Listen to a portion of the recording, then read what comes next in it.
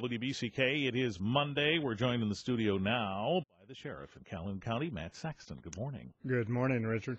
Well, we have a couple of things we want to do. We want to talk a little bit about the potential to raise the speed limit. Somebody's proposed that in the Michigan legislature. We'll get to that coming up. But let's get the update now on what's turned out to be a continuing problem, some apparent projectiles on roadways that could be bullets, I suppose, and some of them I think you've decided have been, and some of them may not have been. Is that right?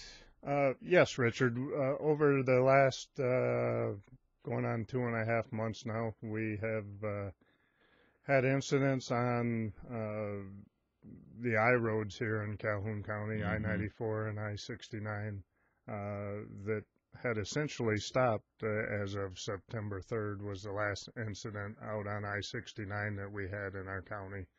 The other ones ranged from August 3rd, I believe, was the first one. The actual first reported was August 19th, and then we had a couple more reported after we put out a press release asking for information.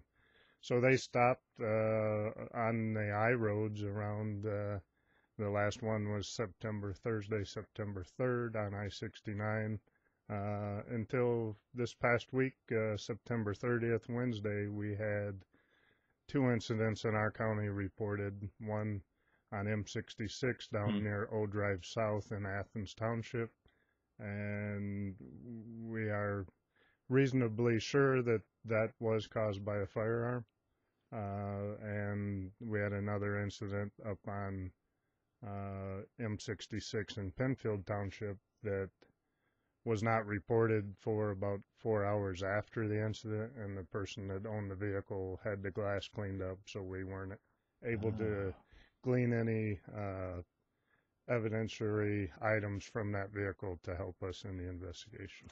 I guess that's in a person's mind is something you think you want to do is clean up the mess, but in a situation like that, you want to see it just as it is. Yes, we're asking if you're driving down the roadway and you do sustain damage to your vehicle and it's a side window. We're getting a lot of reports of windshields, but typically those are from road debris or stone chips. But we're asking that you report to law enforcement immediately. So that we can come out and try and get whatever evidence there is on that vehicle so we can determine if it was caused by road debris or caused by firearm.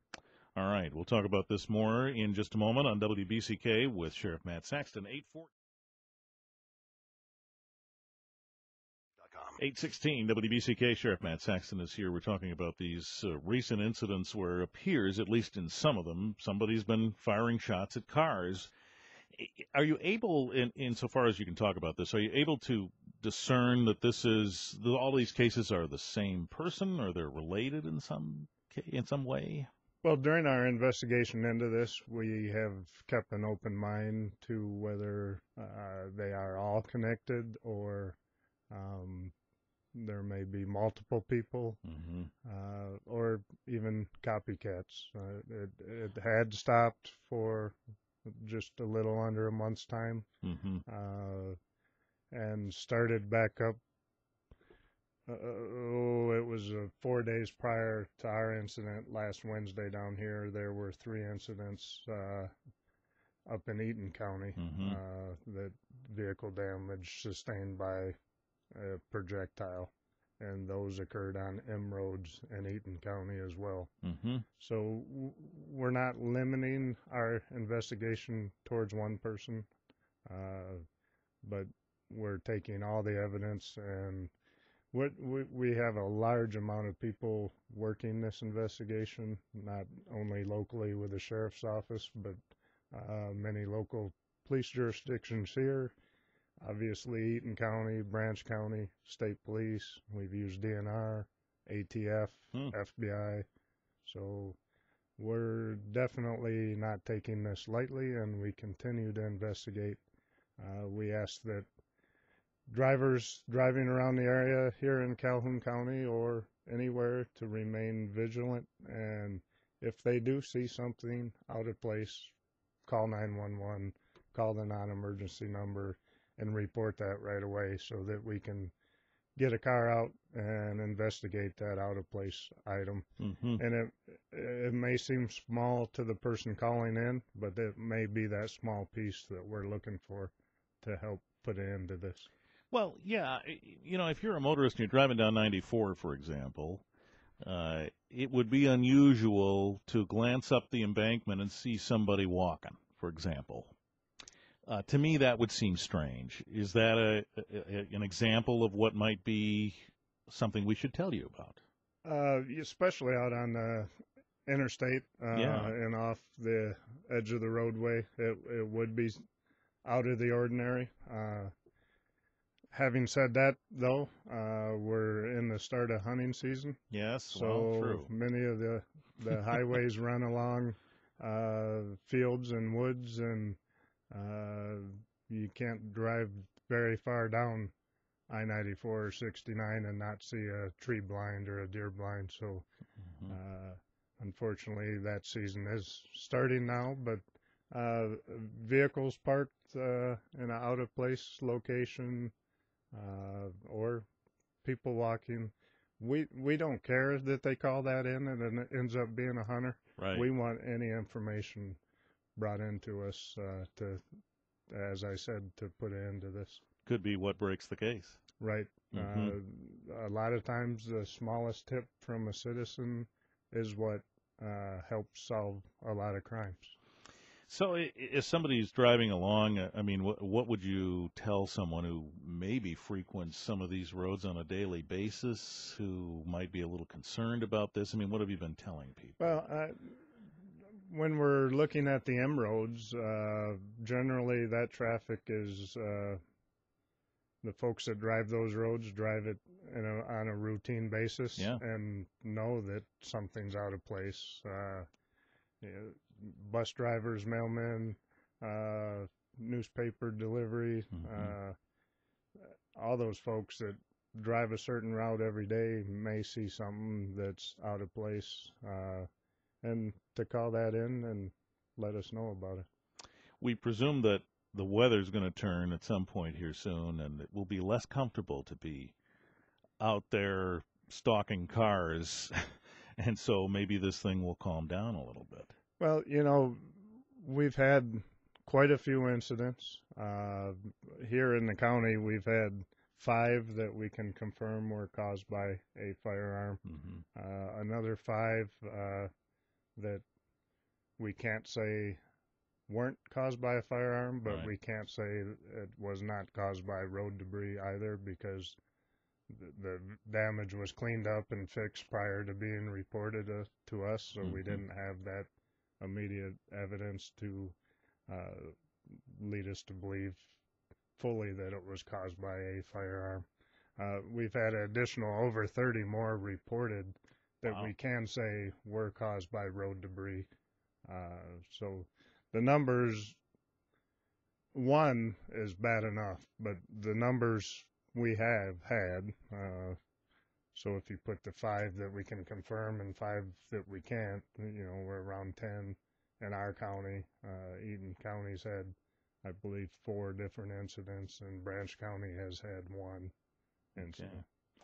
It's easy, I think, to jump to the conclusion that these are intentional, but is it possible that somebody's out there target shooting or something, and their range is not being considered, and so a bullet or something ends up in a car? Well, it would not be unheard of for a stray bullet from target practicing, but given that all the incidents have occurred in different locations, we've kind of ruled out in most areas that it wasn't from a stray bullet target practicing. All right. 8:22, we're talking with Sheriff Matt Saxton. Back in a moment on WBCK.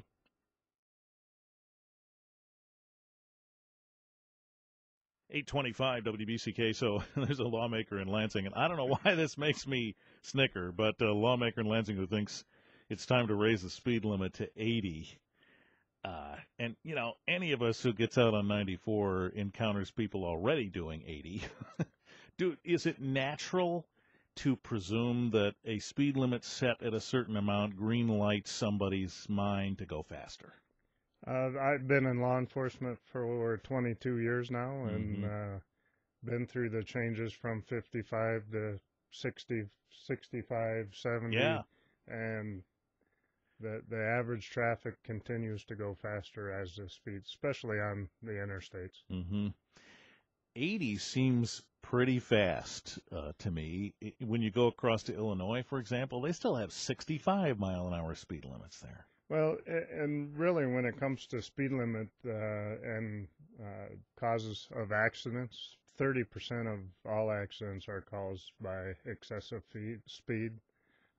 But the issue with the speed limit is the difference in speeds. If you have a car going 80 and a car going 65, and that is a lot of the cause of accidents is the difference in speed. So if there's a uniform speed and everybody's traveling close to that, Mm-hmm. 80 is not so bad, but you'll continue to have the slower moving traffic out on the freeway. So it will increase that speed difference, I believe. Well, if you're going 80 and you encounter somebody who's going 65, you got to slam on the brakes, then everybody behind you has to do the same thing, and there's where we start to wonder what happens, what the potential for a problem will be. Well, in 4 months out of the year in Michigan, we have that little thing called winter, which causes havoc on the roadways continually. Mm-hmm. So, but the package of bills is not just raising the speed limit on the interstates as well. It's increasing the speed limit on our trunk lines or the M roads in Michigan Mm-hmm. from 55 to 65. Wow. It's uh, there's four bills, House Bill 4423 through 4426, that are all tied barred together, and they all uh, modify speed limits in most roadways, county roads, state trunk lines. They're addressing the school zone speeds and what the Hmm. minimum and maximum and the time limits on those. And they're 4425 would mandate that all speeds are set on the 85th percentile, which means 85% of the vehicles traveling in the fastest portion of that roadway, what they'd take a speed study, and whatever I see. 85% of the vehicles are traveling, that would become the speed limit. Hmm.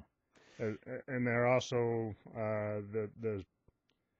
the slower speed limits. Like right now, if there's 60 access points for vehicle in a roadway, that's a 25-mile-an-hour speed limit.